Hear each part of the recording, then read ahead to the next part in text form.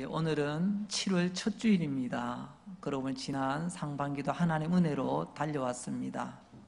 참 코로나19라고 하는 한 번도 경험해 보지 못한 큰 어려움 속에서도 우리는 상반기를 보내고 이제 하반기를 시작하는 첫 주일, 맥주 감사주일로 하나님께 나아갑니다. 변함없는 하나님의 은혜와 사랑 가운데 하반기도 믿음으로 승리하시는 모든 주의 백성들 되시기를 주의 이름으로 축복합니다. 오늘은 맥주 감사주일을 맞이하여 비슷한 것과 진짜는 다릅니다 라는 말씀의 제목으로 하나님의 말씀을 전하려고 합니다. 저는 좀 안구 건조증이 조금 있습니다. 조금 건조한 것에 좀 오래 머물면 눈이 뻑뻑하고 따끔따끔합니다.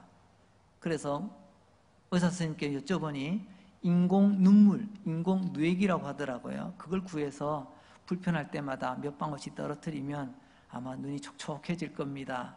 그래서 가끔 필요할 때 사용합니다. 어떤 안구 건조증이 심각한 사람이 병원에 가서 진단을 받습니다. 선생님은 매일 꼬박꼬박 4번씩 안구에 이 인공 눈물을 떨어뜨리십시오. 그래야 눈이 보호가 됩니다. 그래서 처방을 받고 왔습니다. 인공 누에 그 인공 눈물을 사가지고 며칠은 했는데 이게 쉽지가 않은 거예요. 귀찮기도 하고 때로는 잊어버리기도 하고. 그래서 이 사람이 한번 생각을 해봤습니다. 내가 눈물이 이렇게 없나? 그럼 눈물 나게 하면 내가 이 인공 눈물약 안 써도 되겠구나. 그러니까 눈물을 흘리려면 좀 내가 좀 슬픈 생각, 좀 안 좋은 생각, 그래서 눈물 나는 억울한 생각을 좀 해야 되겠구나. 그래서 몇 번 했는데 그게 만만치 않아요. 이 눈물 나는 게 쉽지가 않네. 그것도 한편 생각해 보니까 꼭 나쁜 것 생각하고 슬픈 것, 억울한 것 생각해 눈물 나나? 때로는 기쁘고 즐겁고 행복하고 감사한 순간에도 눈물이 나잖아요. 아이고, 내가 이왕이면 좋은 것, 기쁘고 즐겁고 감사하는, 그래, 행복한 것 좀 생각하면서 눈물 흘렸으면 좋겠다. 그런 마음을 먹었더니 오히려 슬픈 생각보다 눈물이 더 잘 나더라는 겁니다. 오늘 이 말씀의 이야기의 핵심은 여러분, 우리의 삶 가운데 하나님의 사랑을 기억하며 하나님의 은혜를 기억하며 눈물 흘려보신 적이 과연 얼마나 되십니까? 너무 당연하게 여기며 지나가서 내 영혼의 눈이 안구 건조증에 걸려서 때로는 내 믿음의 생활이 뻑뻑하고 때로는 불편하지는 않습니까? 오늘 말씀의 내용을 보게 되면 하루에도 5번이 아니라 하루에도 정말 생각날 때마다 눈물로 주님 앞에 서는 참 귀한 한 사람의 이야기가 나오고 있습니다. 오늘 예수님께서 사마리아와 갈릴리 사이길을 지나고 계셨을 때 한 마을에 들어가시게 되는데 거기서 조금 떨어진 곳에 나병 환자, 요즘 한센시병이라고 하죠. 나병 환자 10명이 예수님께서 오시는 것을 보고 그들이 입을 모아 큰 소리로 외치는 장면이 조금 전에 읽었던 성경의 내용입니다. 그들은 왜 멀리 떨어져 있어야만 했을까요? 그들은 나병 환자라고 했습니다. 여러분, 그때 당시에 나병은 아픈 병, 그냥 불쌍한 병 이런 차원이 아니라 더러운 병이라고 취급을 합니다. 다르게 말하면 부정한 병. 그렇기 때문에 이건 아프고 안 아프고의 문제가 아니라 이 사람들을 가까이 하면 우리도 부정해진다. 이런 것들이 더 심각하게 사람들 생각에 자리 잡고 있었습니다. 그러다 보니 나병에 걸려 있는 사람들은 일반 사람들과 가까이 하면 멀리 떨어지라고, 그래도 안 떨어지면 돌을 던져서 그 사람 돌에 맞아 죽어도 그건 죄가 안 됩니다. 그래서 피차간에 안전거리를 유지하게 됩니다.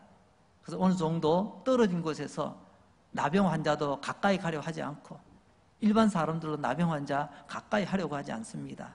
그러다 보니 오늘 본문 말씀에 멀리 서서 그들이 멀리 있을 수밖에 없었다는 거죠. 그런데 그들이 또 왜 어떻게 알았는지 예수님이 그 마을에 지나가신 줄 알고 예수님 곁에는 사람들이 굉장히 많이 모여 있잖아요. 그 가운데서도 예수님 향하여서 소리를 외치는 그런 장면을 우리가 봅니다. 근데 오늘 이 내용을 보게 되면 10명이 있었는데 그 가운데 한 명은 사마리아인이고요. 나머지 9명은 유대인이라는 것을 알 수가 있습니다. 목사님, 한 명은 사마리아인이라고 예수님께서 말씀하신 거 알겠는데 나머지 사람 유대인이라는 뭐 증거가 있습니까? 이런 증거를 대어서가 아니고요. 예수님께서 꼭 집어서 그 10명 가운데 한 사람은 사마리아인이다 라고 말씀하시고 나머지에서 말씀하지 않은 것은 충분히 그들이 유대인이다라는 사실을 누구나 짐작할 수 있는 내용입니다. 이것을 요즘은 합리적 추론이라는 용어를 자주 쓰더라고요. 누구나 생각해봐도 9명은 유대인, 그리고 나머지 1명은 사마리아인, 이렇게 10명이 지금 예수님을 향해서 소리를 내고 있는 장면을 보게 됩니다. 처음에 10명은 같이 있었습니다. 같은 처지에 있었고요. 같은 시간, 같은 자리에서 같은 행동을 합니다. 그렇지만 어느 순간 9명은 따로고요. 한 사람과 이 9명은 전혀 다른 길을 걸어가게 됩니다. 그래서 오늘 말씀 비슷하지만 진짜와는 다릅니다 라는 말씀의 제목으로 하나님의 말씀을 전하는 것입니다. 오늘 첫 번째 주제는요, 지금까지 여기까지는 똑같다는 것입니다. 무엇이 똑같은가 몇 가지를 봅니다. 첫 번째로는요, 그 10명의 용기가 똑같았습니다. 뭐가 용기냐고요? 여러분 17장 12절과 13절 말씀입니다. 나병 환자 10명이 예수를 만나 멀리 서서 소리를 높여 이르되, 여러분 사람 많은 곳이라고 있습니다. 예수님 곁에는 항상 구경꾼도 있고요, 따르는 사람도 있고, 뭐 또 예수님을 꼭 만나야 될 그런 사람도 있어서 많은 사람들이 예수님 곁에 모여 있습니다. 그러니까 오늘 이 장면도 많은 사람이 있는 가운데서 조금 떨어져 있지만 이들이 큰 소리를 외치는 것을 보게 됩니다. 제가 만약 이 자리에서 우리 김 집사님 또는 이 집사님 누군가를 지명하여 좀 잠시 자리 서 주시겠습니까? 이 시간 할렐루야 한번 손 들고 외쳐주십시오 라고 말한다면 귀로 듣고 예배 시간에 할렐루야 외치는 거 할 수 있지 라고 생각했지만, 지명받은 김 집사님이나 어느 이 집사님은요 몹시 당황스러울 겁니다. 왜냐하면 여러 많은 사람들 속에서 내가 자리에 벌떡 일어나가지고 그것도 큰 소리를 낸다는 거, 이건 쉽지 않습니다. 이건 대단한 용기입니다. 여러 사람 앞에서 큰 소리를 낸다는 것, 그래서 이 10명은 용기가 있었다라고 말할 수 있는 것입니다. 똑같은 용기였죠. 앞서 말씀드렸습니다. 유대인들과 이 나병 환자들은요 섞일 수가 없었습니다. 왜냐하면 더러운 병이기 때문에. 아픈 병이라면 차라리 측은해서라도 가까이 하겠는데, 나병은 더러운 병으로, 정결하지 못한 부정한 병으로 취급받았기 때문에 그렇죠. 그래서 그들은 예수님께 걸어 나가면 안 됩니다. 내 발이 예수님께 걸어 나가면요 돌아오는 것은 사람들의 돌멩입니다. 내가 맞아 죽어요. 그래서 일정 거리를 두고 예수님 귀에 들리라고, 예수님 나는 내 발로 예수님께 나아가지 못합니다. 걸어 나가다가 나 돌 맞아 죽습니다. 그러니 예수님 내 목소리로 예수님께 다가가고 싶습니다. 목소리는 뭐 누가 막을 수 없잖아요. 그래서 목소리를 크게 외치고 있는 거죠. 예수 선생님이여 우리를 불쌍히 여겨달라고 말입니다. 여기서 우리는 이 10명의 사람들의 이 모습을 한번 잠시 살펴보는데요, 이 10명은요 첫째로 믿음은 믿음인데 좀 엉성해요. 그물 아시죠? 고기 잡는 그물. 그물이 촘촘해야 되는데 그물이 엉성하게, 또는 구멍이 나는데 수선하지 않고 그냥 고기를 잡으려고 하면요 고기가 처음에는 갇히는 것 같지만 찢어진 그 구멍 사이로 다 도망갑니다. 이걸 엉성하다고 하죠. 성경에 보니까 이 10명의 사람들이 예수 선생님 이렇게 불렀어요. 여러분 성경에 보면 예수님을 부르는 호칭이, 이름 말고요 호칭이 크게 보면 3가지로 나오게 됩니다. 첫 번째는요 주님 하고 부릅니다. 우리의 구원자시여, 우리의 왕이시여, 우리의 주인님이십니다. 이게 정답이죠. 예수님을 향해서 주님 하고 부르는 게 가장 적합한 호칭일 것입니다. 두 번째로는요 예수님을 향해서 랍비어라고 부릅니다. 랍비, 유대인 사회 랍비는 선생님을 말하는 거죠. 그런데 여러분 예수님을 향해서 랍비어라고 말했을 때는 그냥 일반적인 선생님을 말하는 게 아닙니다. 하나님의 말씀을 전하는 이여, 이런 뜻을 가지고 랍비라고 표현을 합니다. 그리고 세 번째로 예수님을 부를 때요 선생님 하고 부릅니다. 조금 전에 랍비도 선생님이라고 했죠. 또 지금 말하는 선생님, 우리 한글 성경은 똑같이 선생님이라고 표현되어 있지만 원어를 보면 랍비를 번역한 선생님과 오늘 이 부분의 선생님은 호칭이 다릅니다. 우리 낯선 사람, 좀 잘 모르는 사람, 또 좀 누군가를 부를 때 우리가 가장 우리 일반적으로 부르는 호칭 중에 하나가요, 사장님 하는 겁니다. 제가 가끔 이제 바닷가에 낚시하러 갈 때가 있어요. 그러면 낯선 사람도 쭉 있습니다. 그러면 이제 때로는 뭐 물어보기도 하고 뭐 필요한 것도 또 구하기도 합니다. 선생님, 오늘 고기 좀 잘 잡힙니까? 졸지에 제가 고기 잡다가 선생님이 됩니다. 뭐 그런 거 아시죠? 좀 낯선 사람, 그 사람들을 조금 존경하는 의미로 부르는 호칭이 선생님. 오늘 10명의 이 나병 환자들이 예수님을 부르는 호칭이 랍비가 아닙니다. 우리말로 직역을 하자면요, 예수 선생님, 이런 호칭하고 비슷한 겁니다. 예수님에 대해서 잘 모르는 거죠. 근데 들은 풍월은 좀 있는데 그것도 막 부를 수는 없고, 야 예수야 이럴 수는 없잖아요.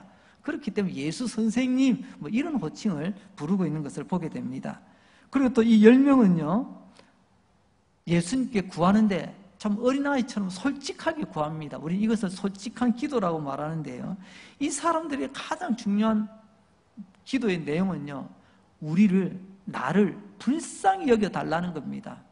나를 불쌍히 여겨달라는 말은 나는 당신의 도움 없이는 나는 살 수 없습니다. 나는 버틸 수 없습니다. 그런 표현이거든요.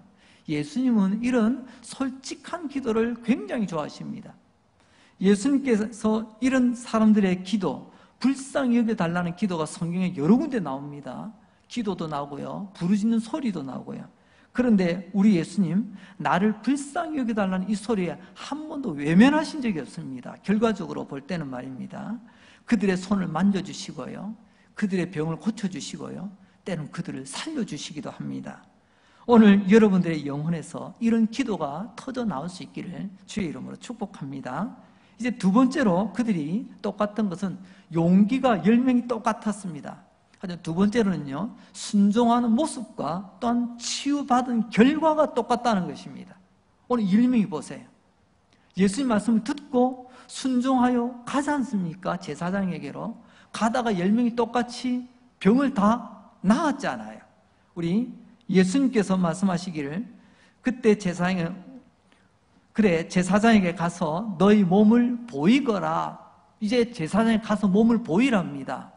여러분, 유대 사회에서 이 나병은요, 이 문둥병이라고 표현하는, 정말 이 병은 의원이 진단하는 게 아닙니다.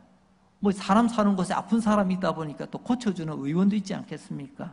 하지만 유대 사회에서는 나병은 제사장이 진단을 하고 제사장이 나중에 나았다는 확진을 또 내려주기도 합니다.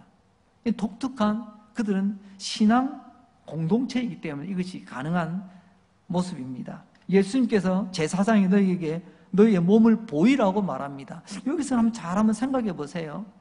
예수님 그 자리에서 그들의 무너진 콧대를 세워주시고 그들의 짓무너진 피부를 어린아이, 나만 장군처럼 말입니다, 어린아이 피부처럼 깨끗하게 고쳐주시고 난 뒤에 이제 됐냐? 이제 너희들 다 나았지?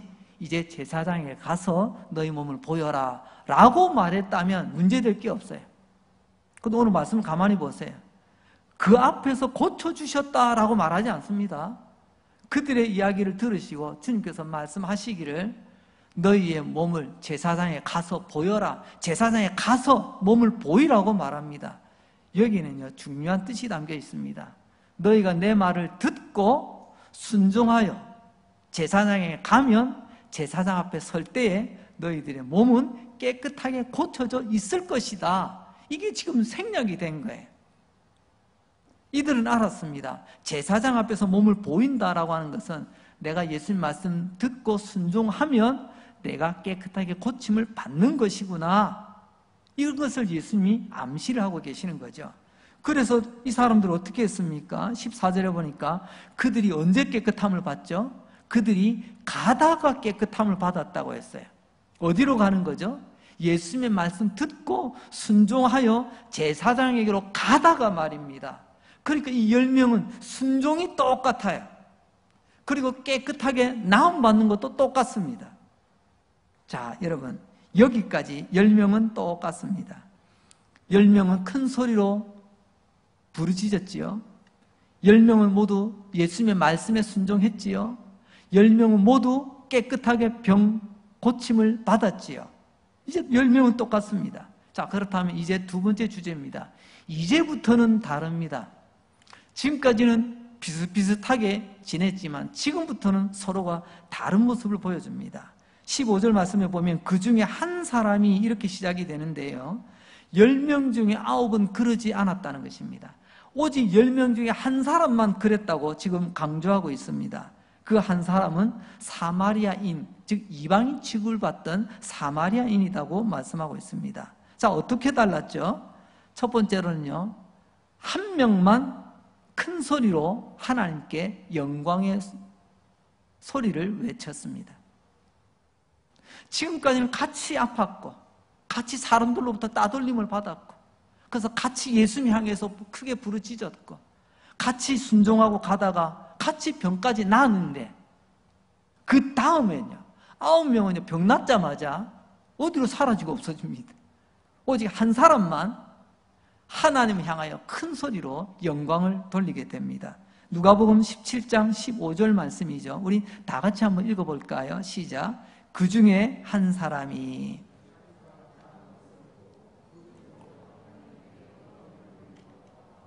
여러분 좀 전에 나 좀 불쌍히 여겨달라고 나 좀 고쳐달라고 큰 소리로 외침 조금 더 우리가 좀 다듬어 봅시다. 큰 소리로 기도하던 10명의 사람 중에 병 낫고 난 뒤에 내 기도 응답받고 난 뒤에 내 병 낫고 내 문제 해결되고 난 뒤에 큰 소리로 하나님께 외친 사람은 10명 가운데 몇 명이라고요? 한 명밖에 되지 않아요. 기도는 큰 소리로 할 줄 알았지만 큰 소리로 하나님께 영광 돌린 사람은 10분의 1밖에 안 되더라는 것입니다. 여러분, 이 한 사람은 그래서 훌륭한 믿음을 주님께 인정을 받습니다. 여러분, 기도 소리만큼 영광 돌리는 소리도 커야 되지 않을까요? 근데 우리는 기도할 때는 그렇게 간절하게 크게 부르짖다가요 기도 응답 이후에는 왜 우리 오늘 이 9명처럼 말입니다. 하나님께 영광 돌리는 소리는 다 어디 가고 우리 입은 조용하고 있는지 모르겠습니다. 이 한 사람이 훌륭한 이유는 이전의 기도 소리와 이후의 감사의 소리, 영광 돌리는 소리가 똑같더라는 거예요. 앞뒤가 똑같은 전화번호가 아니고 이런 앞의 소리와 뒤의 소리가 똑같은 사람, 그러나 9은 다릅니다. 그야말로 들어갈 때와 나올 때가 다르다는 거죠. 이 한 사람은 돌아왔습니다. 예수님 앞으로 말입니다. 예수님께서 나의 기도를 들어주시고 나의 외침을 들어주시고 나를 불쌍히 여겨주시고 내 문제를 해결해 주셨기 때문에 왜요? 예수님께 감사하려고 돌아왔다는 것입니다. 자, 그럼 정리를 해볼까요? 예수님을 향해서 큰 소리를 칠 수도 있습니다. 예수님 말씀 듣고 순종하며 걸어갈 수도 있어요. 예수님의 말씀대로 우리가 병 낫고 내 문제 해결되고 주님의 기적과 축복을 받는 은혜를 누릴 수도 있습니다. 여기까지는 비슷비슷해요. 그러나 그 다음요. 그 다음의 반응은 전혀 다르더라는 것입니다.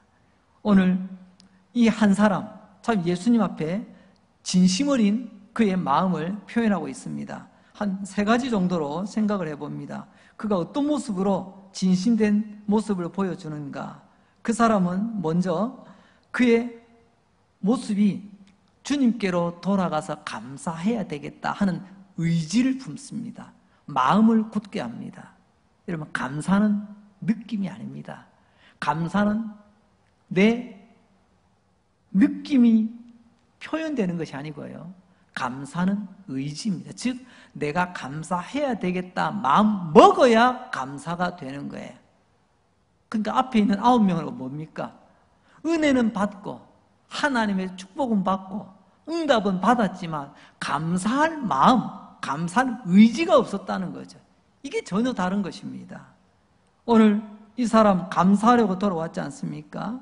두 번째로 이 사람 감사하니, 여기서 이 감사하니는요, 이 표현을 보게 되면 감사를 입으로 표현했다라고 말하는 것입니다. 감사는 나의 의지의 산물이지만 또 하나는요, 감사는 표현하는 것입니다. 에이, 뭐 다 아는 사람끼리 뭐 내 마음 알겠지. 이런 감사는 입 다물고 있으면요, 그건 감사가 아니에요.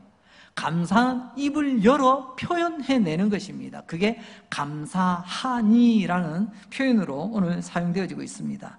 9사람은 내 필요를 구할 때는 그렇게 입이 크게 열리고 목소리가 크더니 정작 내 문제 해결받고 나서는 아시죠? 쓱 입 닫고 맙니다. 오늘 우리의 모습을 돌아볼 수 있길 원합니다. 나는 하나님께 간절히 기도하고 구하는 건 많은데 정작 응답받고 나서는 나는 어떻게 나의 입을 열고 있는지.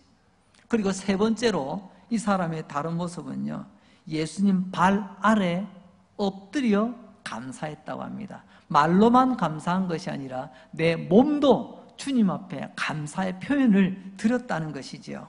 여러분, 이 남자는 달랐습니다. 9명과 달랐습니다. 조금 전까지는 그냥 그렇고 그런 비슷한 모습으로 함께 어울렁더울렁 있었지만 이제는 달랐습니다. 그 9은 어디 가고 없습니다. 아니, 성경에서 그 9은 찾을 수가 없습니다. 오직 이 한 사람만 주님이 주목하시고 이 한 사람에 대해서만 주님께서 말씀하고 계십니다. 여러분은 어떻습니까? 이 한 남자는 받은 은혜를 잊지 않고 있었죠. 내가 주님의 은혜로 건강을 얻고 체험을 얻고 새로운 인생을 살아가게 되는 것, 모든 것이 다 주님의 은혜인 줄 알고 하나님께 영광 돌리며 주님께로 돌아와 주님 앞에 엎드려 감사하는 이 한 사람의 모습. 그래서 감사는 은혜를 아는 사람의 마음의 열매다라는 말이 있습니다. 다시 한번 읽어드립니다. 감사는 은혜를 아는 사람의 마음의 열매다. 즉 말하면 은혜의 열매가 감사합니다. 오늘 우리 교회 표가 뭐죠? 열매로 말하게 하소서. 여러분, 올해 내가 하나님의 은혜 안에 머문 사람은, 하나님 은혜를 은혜로 알아보며 인정하는 사람은요, 감사의 열매가 맺히게 되어 있습니다. 그러나 9명 비슷하게 보였지만 다른 건 다 비슷한데 결정적인 게 없잖아요. 하나님께 감사가 없더라는 것입니다. 여러분, 누가복음 17장 18절과 19절 말씀입니다. 이 이방인 외에는 하나님께 영광을 돌리러 돌아온 자가 없느냐 하시고 그에게 이르시되 일어나 가라, 너의 믿음이 너를 구원하였느니라 하시더라. 여기서 보면 두 가지 예수님의 반응이 나옵니다. 첫째, 예수님의 질문입니다. 이 한 사람 말고는 감사로 돌아온 자가 없느냐?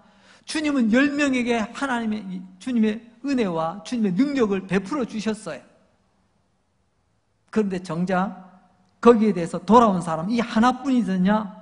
어쩌면 이 질문은 오늘 예배 드리고 있는 우리 강릉제일교회 모든 예배자들이 향한 주님의 질문인지도 모르겠습니다. 10명 다 주님의 은혜를 받지 않았느냐? 우리 지난 상반기, 지난 날들 모두가 다 하나님의 은혜로 여기까지 달려왔잖아요. 그런데 그 은혜와 축복에서 제외된 사람 한 사람도 없는데 정작 주님께 감사하는 사람은 이 한 사람밖에 없느냐? 극소수더라는 것입니다. 그래서 예수님 가슴 아파하십니다. 이것을 어떤 분은, 어떤 신학자는 표현합니다. 이게 예수님의 슬픔입니다. 예수님은 그들의 형편을 들으시고 그들을 불쌍히 여기시고 주님은 능력을 행하셨건만 정작 감사함으로 돌아온 사람은 열에 하나밖에 되지 않더라는, 이게 예수님의 슬픔이에요. 존 해나라고 하는 분이 이 부분에 대해서 이렇게 말씀하시는 것을 제가 인용해 보려고 합니다. 슬프게도 이 세상은 자신들이 모든 것을 했다는 생각에 감사를 잃어버린 사람들로 가득 차다. 내가 했기 때문에 감사할 게 없잖아요. 당연하게 여기니까 감사할 게 없잖아요. 불행하게도 이 세상은 내가 했기 때문에, 당연하게 여기기 때문에 감사할 줄 모르는 사람, 감사를 잃어버린 사람으로 가득하다. 보세요. 10 중에 9이 감사를 모른다니까요. 두 번째 토막은 예수님께서 질문하실 뿐만이 아니라 예수님께 또 이렇게 선포하십니다. 예수님의 그 선포의 말씀은 바로 그 한 사람, 사마리아인, 그 이방인에게 말씀하시기를 일어나 가라! 너의 믿음이 너를 구원하였다라고 말하고 있습니다. 예수님이 구원하였다라면 구원받은 겁니다. 그렇지 않습니까? 여러분, 놀라운 것은 이전에 똑같이 함께했던 9명의 사람들도 믿음이 있었습니다. 예수님께 구하면 응답 받을 거라고요. 내 인생의 문제를 해결받을 거라고요. 여러분, 이런 생각은 절에 다니는 사람도 합니다. 내 문제 해결받을 거라고.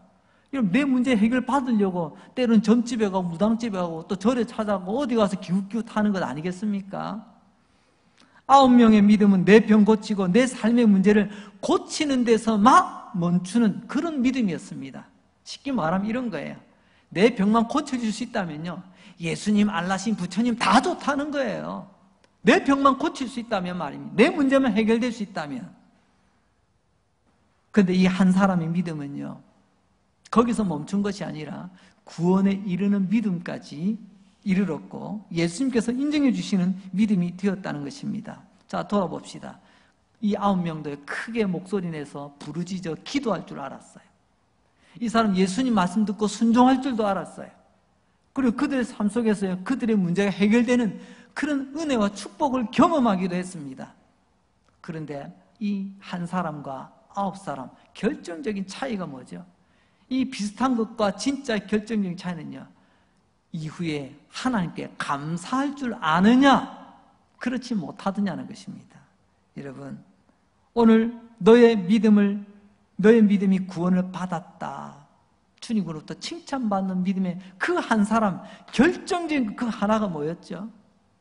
다른 사람들에게 없는, 그게 하나님에 대한 감사입니다. 그래서 오늘 말씀의 제목을 비슷한 것과 진짜는 다릅니다 라고 정해본 것입니다. 진짜 믿음을 어떻게 할 수 있죠? 지금도 하고 있나요? 진품 명품이라고 하는 TV 프로가 있었습니다. 한때 참 재미나게 본 적이 있습니다. 참 우리 생활 속에 이런 옛 것들이 있구나, 참 가치 있는 것들이 있구나, 또 때로는 이런 황당한 모조품도 있구나, 뭐 그런 것들이죠. 전문 감정평가단이 시간을 내어 꼼꼼히 살펴보고 이런 진품입니다, 아 이거는 가짜입니다, 뭐 이렇게 평가를 내리지 않습니까? 오늘 본문에 보면 진짜 믿음이란 이런 것이다 라는 것을 주님께서 도장을 찍어주십니다. 학교에서 시험 치고 나면 쉬는 시간에 꼭 친구들끼리 모여서 이게 맞니 저게 맞니 막 실랑이를 벌이잖아요.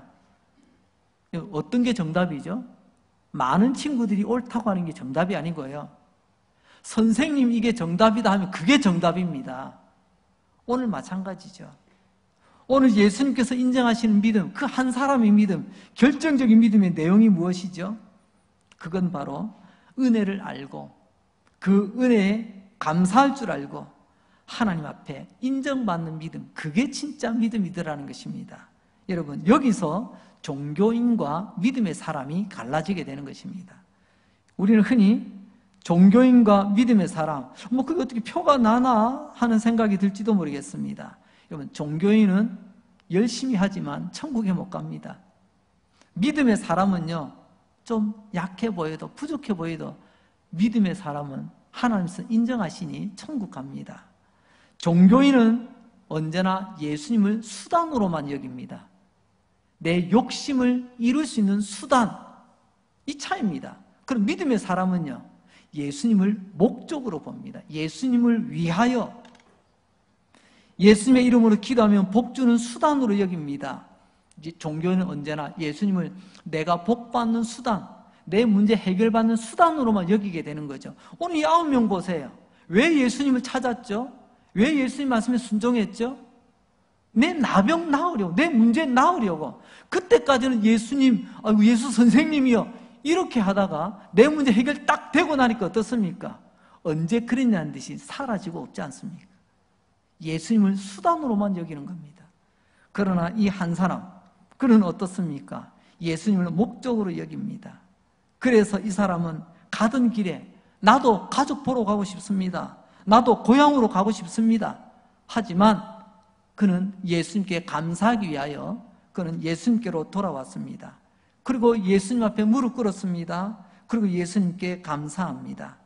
바로 여기서 비슷하지만 진짜와 다른 결정적인 모습을 우리는 보게 됩니다. 오늘 이 사마리아 한 사람, 제사장에게 가던 길에, 물론 다른 사람들도 마찬가지죠. 제사장에게로 가던 길에 고침을 받았다고 했습니다. 저는 이 말씀이 참 놀라운 말씀이라고 생각합니다. 가던 길에. 우리도 인생의 길을 걸어가고 있지 않습니까? 우리도 인생길 가던 길에 그때그때 때마다 하나님의 은혜를 경험하잖아요. 이 나병 환자는 자기 병을 고쳤다고 한다면 우리도 병을 고칠 때가 있고, 우리의 인생의 숙제가 풀릴 때가 있고, 우리가 간절히 받은 소망이 이루어질 때도 있고요. 우리가 가던 길에 말입니다.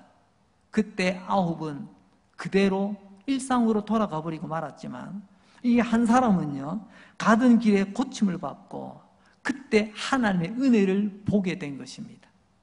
9명은 은혜를 체험했지만 하나님의 은혜인 줄 그들은 보질 못했습니다. 이 차이입니다. 진짜와 가짜는, 비슷한 것과 진짜의 차이는 하나님의 은혜를 볼 수 있느냐 볼 수 없느냐, 바로 그 차이죠. 우리는 수많은 먼 길을 걸어왔습니다. 몇십 년을 걸어왔죠. 지금 서 있는 인생이라는 이 길 위에서 하나님께서 내게 베풀어 주신 그 은혜와 축복이 얼마나 많은지 눈을 크게 뜨고 보셔야 합니다. 이 남자도 자기 몸에 나은 것을 보았지 않습니까? 내 인생에 하나님 은혜가 임했다는 것을 보았습니다. 그리고 어떻게 했습니까? 남들은 다 떠나갔지만 그는 하나님을 향하여 큰 소리로 영광을 돌리고 주님께로 돌아와 엎드려 감사하잖아요. 다윗도 그러했습니다. 시편 40편 5절 말씀을 보면, 여호와 나의 하나님이여, 주께서 행하신 기적이 많고 우리를 향하신 주의 생각도 많아 누구도 주와 견줄 수 없나이다. 어떻게 주님의 그 은혜와 사랑, 주님의 그 우리를 향한 생각을 어떻게 표현할 길이 없다는 거예요. 내가 널리 알려 말하고자 하나 너무 많아 그 수를 셀 수 없나이다. 어린아이들은요, 얼만큼 좋아? 한 표현하면요, 이만큼 좋다고 합니다. 이게 뭔 줄 아세요? 어린아이 꼬맹이들은요, 자기가 셀 수 있는 숫자가 10개밖에 없습니다. 그러니까 10개가 꽉 찼다는 겁니다. 오늘 다윗의 표현이 바로 그겁니다. 나는 어린아이처럼 주님이 베푸신 그 은혜와 주님이 베푸신 그 축복, 주님이 베푸신 그 놀라운 사랑을 표현할 길이 너무 막막하다는 것입니다. 손을 100번 흔들어서 1000번 흔들어서 표현할 수 있는 게 아니죠. 다윗은 고백합니다. 주님께서 행하신 기적, 나를 향한 주님의 그 생각과 주님의 그 놀라운 능력이 너무 많아서 내 손가락으로, 내 입으로, 내 무엇으로도 표현할 길이 없습니다. 저와 여러분, 이 다윗의 찬양이 우리의 찬양이 될 수 있기를 바랍니다.